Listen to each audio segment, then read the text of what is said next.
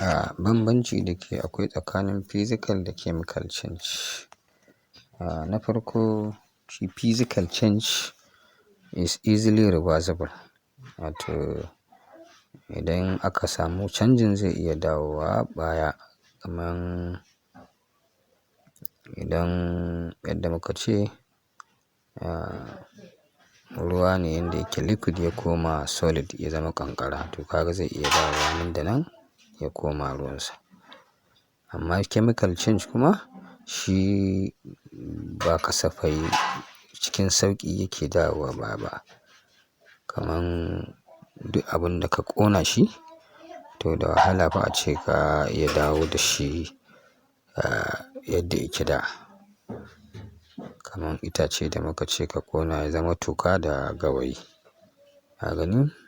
Sannan abu na biyu shi physical change baya samar da wani sabon abu ya narke ne daga solid ya koma liquid. Kaman ka narka ƙarfe ya koma ruwan ƙarfe. To shi ma dai wannan ba wani abu ya samar sabo ba. Amma shi wannan ana samar da sabon abu. Kaman misali rusting na iron. Idan aka ce ƙarfe yayi tsatsa ka ga wannan ƙarfe mai tsatsa in ka tara tsatsan shi ya samar da wani abu ne daban. Ainihin ƙarfen bane yanzu kuma ainihinsa.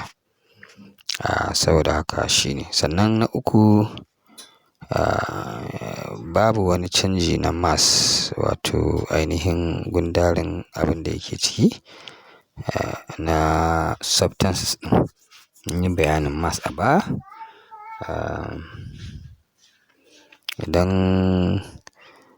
ka zo aka samu ƙarfen da ba maganaɗisu bane aka ya zama maganaɗisu an zamar da shi mai maganaɗisu to ba wani abun da ya canza na nauyinsa ko na ainihin gundarin abun da ke jikinsa na mass ɗinsa kenan.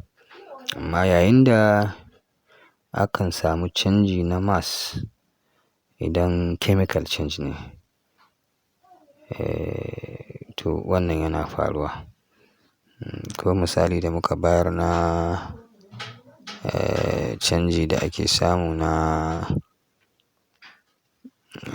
farar ƙasa idan ka zuba man ruwa yayi wannan tiririn to kaga akan samu canji na mass an yi reaction.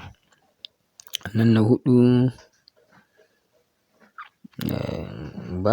babu heat da yawa da yake shafar reaction ɗin da kuma canjin da yake faruwa. Ana babu wani ɗumi ko zafi da yawa da ake sawa ko wuta domin a samar da wannan canjin haka. Amma shi kuma chemical change za ka ga cewa wani lokaci akan samu wato zafi mai yawa ne wanda shi ne yake iya canza wani abu ya koma wani abu daban. Assalamualaikum. Allah ya sa an fahimci wannan.